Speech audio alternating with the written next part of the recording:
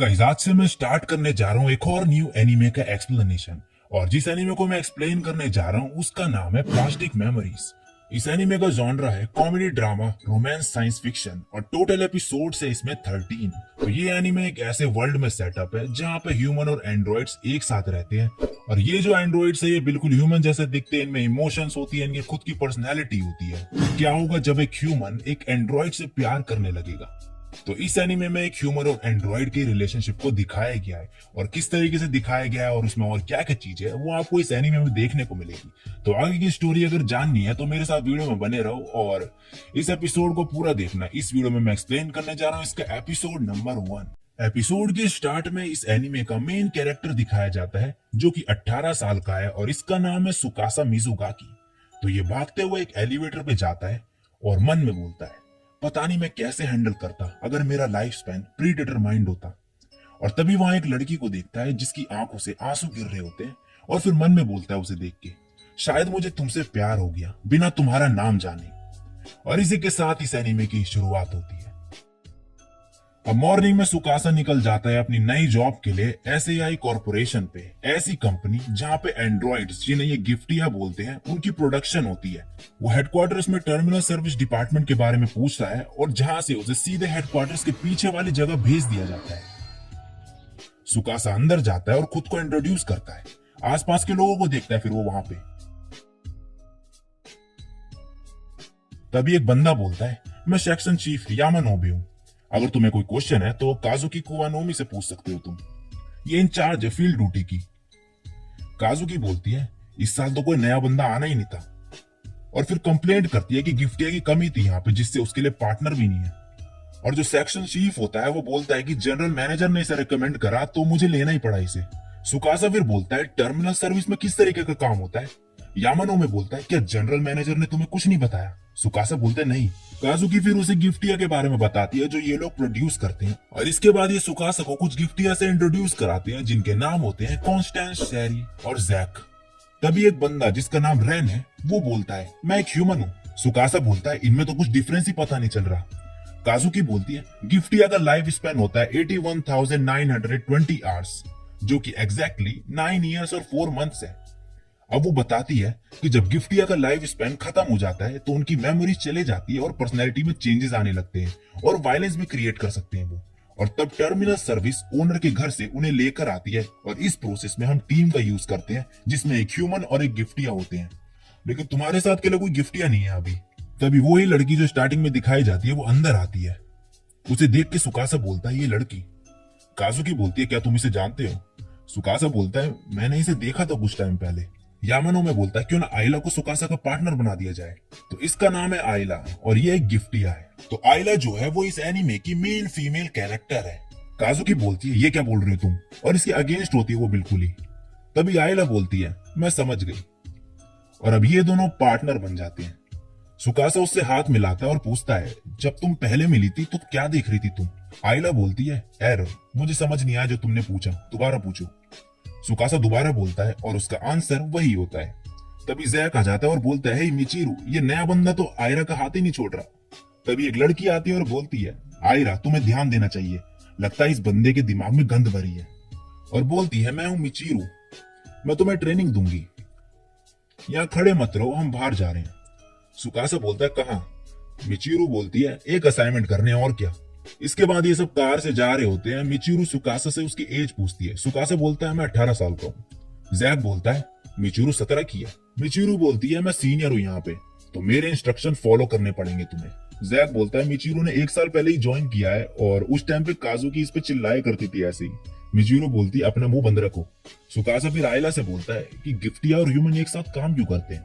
आइला बोलती है, हमारा काम मार्क्समैन और स्पॉटर में डिवाइड होता है। ये गिफ्टिया का काम होता है कि वो बातचीत करे टारगेट से जिसे वापस लाना है, और उनके ओनर से भी।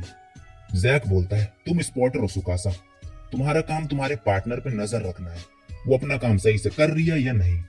सुकासा फिर उससे बोलता है, क्या कोई मैनुअल वगैरह नहीं है? मुझे इस काम के बारे में कुछ भी नहीं पता। आइला उसे एक डायरी देती है और बोलती है, सिर्फ एक चीज है जो तुम्हें याद रखनी है, इस काम को करने में कभी रिवॉर्डिंग फील नहीं होता, मेमोरीज को डिस्ट्रॉय कर देना, ये हमारा काम है। अब सुकासा उस डायरी को खोलता है, उसमें आयला ने रिट्रीवल टारगेट के साथ क्या क्या किया वो लिखा होता है, जो कि सुकासा के किसी काम नहीं आता। अब ये लोकेशन में पहुंच जाते हैं जहां पे इन्हें गिफ्टिया लाना है और जैक जाके बेल बजाता है घर की। मिचिरू बताती है कि गिफ्टिया बातचीत करने में बहुत बढ़िया होते हैं और उन्हें अपना काम अच्छे से आता है। अब जैक उस गिफ्टिया को पिक करता है जिसका नाम एडवर्ड होता है। मिचिरू बोलती है गिफ्टिया रिट्रीवल के दौरान हमें कुछ लॉस फॉलो करने होते हैं। सबसे पहले ओनर को एक एग्रीमेंट साइन करना होता है एडवांस में, और ओनर प्रेजेंट होना चाहिए रिट्रीवल के टाइम। इसके बाद गिफ्टिया को एक रिंग पहनाई जाती है और उसकी बॉडी को रख दिया जाता है, और इसी के साथ जो है गिफ्टिया का रिट्रीवल कंप्लीट हो जाता है। अब जाते टाइम सुकासा बोलता है कि ओनर का प्रेजेंट होना जरूरी क्यों है। मिचिरू बोलती है प्राइवेसी के लिए। गिफ्टिया के पास उनकी सारी मेमोरीज होती है तो वो लीक ना हो जाए, इसलिए उनका होना जरूरी है एंड तक। अब गिफ्टिया को पहुंचाने के बाद सुकासा बोलता है कि एडवर्ड में तो कोई प्रॉब्लम ही नहीं दिख रही थी। मिचिरू बोलती है अपीयरेंस से जज मत करो, अगर हम उसे 12 घंटे और छोड़ देते तो उसकी पर्सनैलिटी चेंज हो चुकी होती। और बोलती है तुम्हें यह काम आसान लग रहा होगा मगर यह है नहीं इतना। और अगले दिन ये एक और गिफ्टिया को लेने जाते हैं मगर उसकी जो है ओनर ले जाने नहीं देती इन्हें, तो मिचिरू उसे स्किप कर देती है कुछ टाइम के लिए और बोलती है नेक्स्ट वाला मैटर तुम हैंडल करोगे। आयला ये काम कर चुकी है तो उसे इसके बारे में सब पता है। अब ये दूसरी लोकेशन पे पहुंचते हैं मगर आयला बेल बजाने जाती है तो उसके हाथ कांपने लगते हैं और सुकासा को उसके लिए बेल बजाने को बोलती है। सुकासा बेल बजाता है और अंदर से ओनर अपने गिफ्टिया को लेके भाग जाता है। आयला उन्हें स्पॉट कर लेती है और उन्हें पकड़ने के लिए बिल्डिंग से जंप कर देती है, लेकिन सीधे जाके नीचे कूड़े के डब्बे में गिर जाती है। और अब नेक्स्ट सीन में यामानोबे इन्हें काम ढंग से करने को बोल रहा होता है। जो गिफ्टिया और उसका ओनर भाग रहे थे उन्हें जैक ने पकड़ लिया होता है। तभी काजुकी वहां पे आ जाती है और सुकासा को पकड़ के आयला पे ज्यादा काम ना डालने को बोलती है। उसके बाद जो है सुकासा मिचिरू से पूछता है कि क्या आयला और काजुकी का कुछ पास्ट रिलेशन है। वो बोलती है कि कुछ सालों पहले वो टीम थे दोनों, और आज जो भी हो वो तुम्हारी गलती नहीं थी। मैं काजुकी को बता दूंगी क्योंकि मैं नहीं चाहती कि तुम काम छोड़ दो इतनी जल्दी, इसमें मेरा नाम ही खराब होगा, मैं तुम्हारी ट्रेनर जो हूँ। और सुकासा को फिर उसी ओनर का असाइनमेंट दे देती है जिसने इन्हें भगा दिया था, और अब इन्हें एक नीना नाम की गिफ्टिया को उससे लेकर आना है। सुकासा बोलता है इस पर्सन से हम बात भी कैसे करेंगे। तभी आयला आ जाती है और बोलती है ये मुझ पे छोड़ दो। अब अगले दिन ये पहुंच जाते हैं लोकेशन पे और आयला बेल बजाती है। वो औरत गेट खोलती है। आयला बोलती है थोड़ी चाय पी लो, मगर वो गेट बंद कर देती है और इन्हें भगा देती है। सुकासा बोलता है तो तुम्हारे दिमाग में ये था। अब अगले दिन आयला फिर आती है, लेकिन इस बार खाने के लिए भी कुछ लेकर आती है और फिर गेट बजाती है, मगर वो औरत फिर से गेट बंद करके इन्हें भगा देती है। ये लोग अगले दिन फिर आते हैं लेकिन वो फिर से इन्हें भगा देती है, लेकिन ये हार नहीं मानते और फिर से टपक जाते हैं वहीं पे। और ये इनका आखिरी दिन होता है उस गिफ्टिया को लाने के लिए, और इस बार आयला ने अपने साथ बहुत ही सारा खाना लाया हुआ होता है, मगर जैसी वो गेट बजाती है वो औरत इन्हें फिर से भगा देती है। ये देख के सुकासा याद करता है कि मिचिरू ने उससे कहा था कि मैं वहां शाम तक आ जाऊंगी, तो तब तक सब संभाल लेना। सुकासा बोलता है कि मुझे नहीं लगता कि हम ये हैंडल कर पाएंगे। तभी आयला साइड से कूदने का ट्राई करती है और नीचे गिर जाती है अंदर। तभी एक बच्ची उसे दिखती है। आयला बोलती है क्या तुम नीना हो? वो बोलती है हाँ। आयला बोलती है क्या थोड़ी चाय पीना चाहोगी? तभी उसकी ग्रैंडमदर आके बोलती है तुम अंदर कैसे आई, यहाँ से चले जाओ इससे पहले कि मैं पुलिस बुलाऊं। नीना बोलती है ग्रैंड माँ हम इसे भगा नहीं सकते ऐसे, एटलीस्ट इसे शार तो लेने दो। और उसकी ग्रैंडमदर फिर मान जाती है और आयला को शार लेने देती है। नीना की ग्रैंडमदर सुकासा को बोलती है यहाँ से चले जाना, जैसी तुम्हारी फ्रेंड शार ले लेगी। सुकासा उसे बोलता है वेट, उसकी सेम बॉडी तुम यूज कर सकती हो, उसकी मेमोरीज चली जाएगी और पर्सनैलिटी चेंज हो जाएगी, मगर बॉडी वही रहेगी।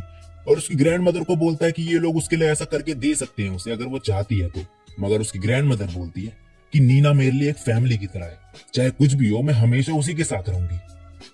अब नीना आयला के बाल सुखा रही होती है और बोलती है सॉरी ग्रैंडमा तुम्हारे काम के बीच में आई। आयला बोलती है तुम्हें पता है कि हम तुम्हें लेने आए हैं? नीना बोलती है हाँ। आयला बोलती है कि तुम्हें डर नहीं लग रहा? नीना बोलती है किस चीज का? आयला बोलती है अपनी मेमोरीज और पर्सनैलिटी खो देने का। नीना बोलती है मुझे नहीं पता। आयला बोलती है मगर मैं हूं, अगर ऐसा ही होना है तो इससे बढ़िया तो ये होता कि मेरी कोई मेमोरीज ही ना होती। क्या तुम अपनी ग्रैंडमदर के साथ नहीं रहना चाहती? नीना बोलती है मैं चाहती हूँ, मगर ऐसे ही चलता रहा तो मैं खराब हो जाऊंगी और दूसरों के लिए प्रॉब्लम्स क्रिएट कर दूंगी, और अगर ऐसा हुआ तो ग्रैंडमदर सैड हो जाएगी, और अगर ग्रैंडमा सैड हुई तो मैं भी हो जाऊंगी, इसलिए मैं उनके साथ नहीं रह सकती। आयला बोलती है बावजूद इसके कि वो इसके खिलाफ है। नीना बोलती है हाँ। काश मैं उनको स्माइल करते हुए गुड बाय बोल सकती। ये सारी चीजें उसकी ग्रैंडमदर सुन रही होती है और फिर सुकासा के पास जाती है और फाइनली मान जाती है नीना को भेजने के लिए और बोलती है, क्या तुम अपनी फ्रेंड को 4 कप चाय बनाने को बोलोगे? और अभी ये सब चाय पीते हैं और इसके बाद नीना की मेमोरीज मिटाने का टाइम आ जाता है। वो अपनी ग्रैंडमदर को बोलती है, नहाने के बाद बाल सुखाना मत भूलना और दवाई लेना भी, और फ्लावर्स को ज्यादा पानी मत देना। और ये सब बोलते बोलते वो रोने लगती है। उसकी ग्रैंडमदर बोलती है, नीना चिंता मत करो मेरी, और फिर नीना उसे बाय बाय बोलती है। इसके बाद आइला उसके कान में कुछ बोलती है और इसके बाद नीना स्माइल करने लगती है और रिट्रीवल इनका कंप्लीट हो जाता है। ये दोनों के दोनों अब जा रहे होते हैं वापस। सुकासा याद करता है जब वो नीना की ग्रैंडमदर को सॉरी बोल रहा होता है और उसकी ग्रैंडमदर बोलती है कि भूल जाओ, और थैंक्स बोल के वहां से चली जाती है। आइला बोलती है, सुकासा मुझे पता है कि तुम क्या सोच रहे हो, मुझे भी बाथरूम जाना है। सुकासा बोलता है, मुझे नहीं जाना। लेकिन आइला बोलती है, मैं शायद रोक ना पाऊं, मैंने कुछ ज्यादा ही चाय पी ली थी। सुकासा जोर से चिल्लाते हुए बोलता है, वेट अ मिनट, थोड़ा रोकने की कोशिश करो इसे। और इसी के साथ ही एपिसोड यहीं पे खत्म हो जाता है।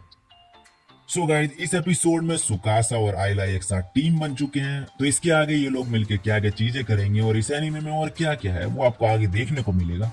तो अगर ये वीडियो अच्छी लगी है तो भाई लाइक कर देना और कमेंट करके बताना कि कैसा लगा ये एपिसोड।